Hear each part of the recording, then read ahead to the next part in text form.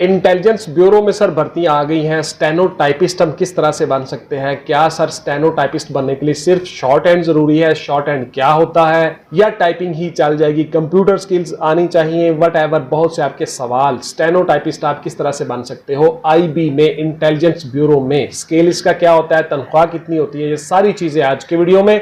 अस्सलाम वालेकुम व्यूअर्स, मैं रजा बुखारी हूं, आप देख रहे हैं बुखारी स्पीक्स यूट्यूब चैनल। और इस चैनल पे हम आपके लिए मुख्तलिफ सर्विस और इंटरव्यू वीडियोस बनाते हैं और आपको बताते हैं कि आप लोगों ने अपनी डिजायर जॉब किस तरह से हासिल करनी है, इदारों के साथ एफिलिएट रहना है, पाकिस्तान से मोहब्बत करनी है, पाकिस्तान के फ्यूचर के लिए काम करना है, अपने फ्यूचर को सिक्योर करना है, किसी दीगर सरगर्मी एक्टिविटी में हिस्सा नहीं लेना हरगिज, सिर्फ और सिर्फ मुल्क के लिए काम करना है और तालीम हासिल करनी है। पाकिस्तान के फ्यूचर में एक अच्छे और रिस्पॉन्सिबल सिटीजन बन के हिस्सा लेने हैं। वापस आता हूं मौजू की तरफ। सबसे पहले गौर से सुन लीजिए आपका क्राइटेरिया क्या होगा।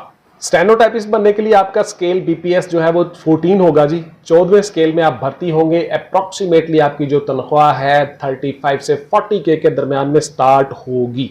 शॉर्ट हैंड जो है एक लैंग्वेज होती है और उस लैंग्वेज में आपने जल्दी जल्दी आपको जो ऑफिसर्स डिक्टेट कर रहे होते हैं, चीजें लिखवा रहे होते हैं, ऑर्डर्स इशू करने के लिए, लेटर लिखने के लिए, वो वर्ड्स आपने शॉर्ट मुख्तसर से अल्फाज में आड़ी तिरछी लाइनों की तरह से एक लैंग्वेज होती है, वो आपने लिखना होता है जल्दी जल्दी से। यानी बहुत बड़े लफ्ज को या सेंटेंस को आप एक छोटे से साइन से, सिग्नल से आप उसको डिफाइन कर सकते हो, लिख सकते हो, आपको पता चल जाएगा ये क्या है।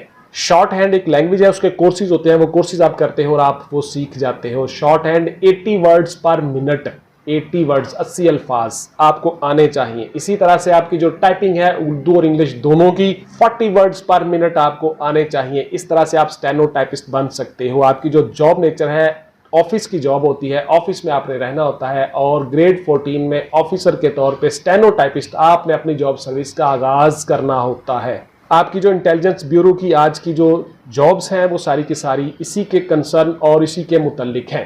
उम्र आपकी 18 से 30 साल होगी। इसमें 5 साल जनरल एज रिलैक्सेशन ऑलरेडी हासिल है आपको तमाम को। इसके अलावा अगर किसी को एज रिलैक्सेशन चाहिए, अगर वो जीबी से, एजेके से, फाटा से, रूरल डिफाइंड एरियाज से बिलोंग करता है, तो उन सबको एज में रिलैक्सेशन हासिल हो सकती है। बिकॉज वफाकी जो गवर्नमेंट होती है, federal government service rules age relaxation, उसके मुताबिक वो सारे के सारे उसमें फॉल करते हैं और उसी के मुताबिक आपको एज रिलैक्सेशन हासिल होती है। अब ये नेट पे जाके आप देख सकते हो कि फेडरल गवर्नमेंट के एज रिलैक्सेशन रूल्स क्या है और किस किस को कितनी एज में रिलैक्सेशन हासिल है। इसके अलावा 18 से 30 साल है आपकी उम्र। तालीम आपकी इंटरमीडिएट होगी और उसके इक्वलेंट होगी। आपका सेकंड डिवीजन होगा, ग्रेड सी होगा आपका। अकॉर्डिंग टू एचईसी आपकी 12 साल तालीम या इंटरमीडिएट लेवल, उसमें आईसीएस है, एफए है, एफएससी है, इंजीनियरिंग है, मेडिकल है, वटएवर तमाम शामिल हैं। सिर्फ और सिर्फ इंटरमीडिएट का लफ्ज है, इसमें सारी चीजें आ जाती हैं। कोई दरस निजामी किया हुआ है, कुछ भी किया हुआ है, आप सब एलिजिबल हो। कंप्यूटर से वाकफियत जी जरूरी है। कंप्यूटर में लिखा हुआ है, एड में भी डिफाइन है कि कंप्यूटर आपको आना चाहिए। यानी MS Word, MS Office, office works, Excel sheet और इसके अलावा इन पेज उर्दू इंग्लिश दोनों आपको आने चाहिए। यानी कंप्यूटर आपको आना चाहिए। उन लोगों को तरजीह दी जाएगी जो कंप्यूटर की नौ हो रखते हैं, बिकॉज आपका ऑफिस में काम होता है और आपने ऑफिस में काम करना है, इसलिए आपको कंप्यूटर आना जरूरी है। कद आपका NA है जी, नॉट एप्लीकेबल।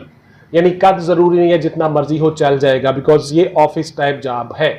चेस्ट आपकी NA है, नॉट एप्लीकेबल, चल जाएगी। नजर आपकी 6x6 है, विद और विदाउट ग्लासेस, दोनों तरह से चल जाएगी। अब ये कितनी कम हो सकती है, कौन सा नंबर एलिजिबल है, 2 नंबर है, 3 है, 4 है, ये आपको डॉक्टर्स बता सकते हैं। I am not a doctor. आप लोग DH के हॉस्पिटल के डॉक्टर से मशवरा करें या MS से मशवरा करें जो डेली कैंडिडेट्स का मेडिकल करते हैं, वो आपको बताएंगे कि आपकी नजर कितनी तक चल जाएगी। अब जरा गौर से सुन लीजिए अपने सवालों के जवाब। बहुत से सवाल आप करते हो। WhatsApp only for online classes and notes purchasing, not any other discussion, please clear. सुन ले, व्हाट्सएप पे आपको किसी सवाल का जवाब नहीं बेटा मिलेगा। मेरे पास इतना टाइम नहीं होता। मैं YouTube कमेंट्स में जब भी मुझे टाइम मिलता है आपको जरूर जवाब देता हूं। इसके अलावा YouTube शॉर्ट्स जो मेरी छोटी वीडियो आ रही होती हैं 15 से 20 सेकंड की, उनमें आपके सवालों के जवाब होते हैं। इसके अलावा नोट्स हमारे बने हुए हैं, उन नोट्सों में मैं तमाम सवालों के जवाब शामिल करता जाता हूं। वो नोट्स लें, उनसे फायदा उठाएं। आपके तमाम सवालों के जवाब, रिटन में पास होने का तरीकाकार, इंटरव्यू में पास होने का तरीकाकार, एक एक चीज बताई गई है नोट्सों में। मामूली फी के साथ वो नोट ले सकते हो और आप उनसे फायदा उठा सकते हो। गौर से सुनते जाइएगा वीडियो को। 10 मिनट की वीडियो होती है, स्किप नहीं करना और आपने अपने फ्यूचर के 10 मिनट जरूर निकालने हैं। आपका सबसे पहले मरहला होगा जी आपके टाइपिंग में आपकी इंग्लिश उर्दू दोनों 40 वर्ड्स पर मिनट होंगे, उसमें आप एलिजिबल हो गए। ये मिनिमम है, आपकी ज्यादा से ज्यादा स्पीड होनी चाहिए, बिकॉज आपका बेटा कंपटीशन है। कंपटीशन के एग्जाम में बहुत से लोग हिस्सा ले रहे होते हैं और जो लोग ज्यादा से ज्यादा नंबर लेंगे वही भर्ती होंगे।